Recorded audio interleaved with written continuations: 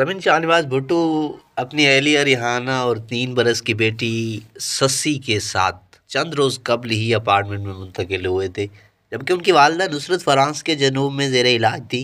भुट्टो खानदान ने हमसाया नाइस में अपार्टमेंट ले रखे थे। बेनज़ीर रिहाई के बाद लंदन में खुद साख्ता जलावतनी की जिंदगी गुजार रही थी। खानदान की रीयूनियन के लिए मुर्तज़ा भुट्टो दमिश्क से और सनम भुट्टो लंदन से अपने शोहर नासिर हुसैन के साथ फ्रांस आई थी। रात को देर तक खानदान के अफराद घूमते और गपशप करते रहे। शाहनवाज का जिस्म ठंडा है। अगली सुबह शाहनवाज की अहलिया रिहाना ने बेगम नुसरत भुट्टो को इतला दी कि शाहनवाज की वफात हो गई है। बेनज़ीर भुट्टो का कहना है कि उन्हें सनम ने बताया कि शाहनवाज को कुछ हो गया है। बेनज़ीर भुट्टो ने अपनी आप बीती मशरिक की बेटी में वाक़े को यूँ बयान किया है, सनम बेडरूम में चली गई, जल्दी से हमें जाना है, जल्दी अपना बच्चा मेरे हवाले करते हुए उसने कहा। रिहाना कहती हैं कि गोगी ने कुछ खा लिया है। सनम ने कहा, मेरी टांगें काँप रही थी, क्या वो बीमार है, क्या ये संजीदा है?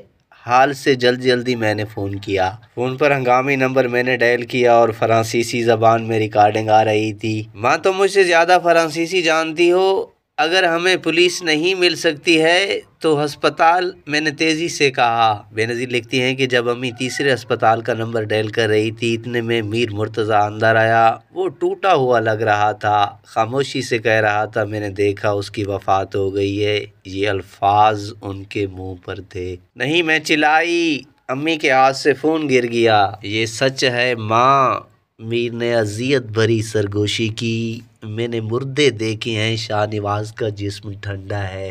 बेनज़ीर ने शाहनवाज के फ्लैट पर पहुंचने के बाद वहां की सूरत हाल भी बताई है। शाहनवाज काफ़ी टेबल के पास कमरे में कलीन पर पड़ा था। उसने अभी तक गुज़िश्ता रात वाली सफ़ेद पतलून पहनी हुई थी। उसका हाथ पीला हुआ था, ऐसा लग रहा था कि वो सो रहा है। गोगी, मैंने चला कर कहा, उसे जगाने की कोशिश की, लेकिन फिर मैंने उसकी नाक देखी जो चाक की तरह सफ़ेद हो चुकी थी।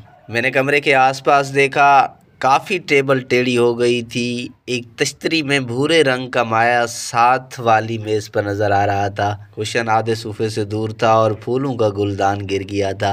मेरी निगाह उसकी मेज़ पर उठी। चमड़े की फाइल का फोल्डर मौजूद नहीं था। मैंने टेरेस पर नज़र डाली, उसके कागजात वहाँ पड़े थे, फोल्डर खुला हुआ था।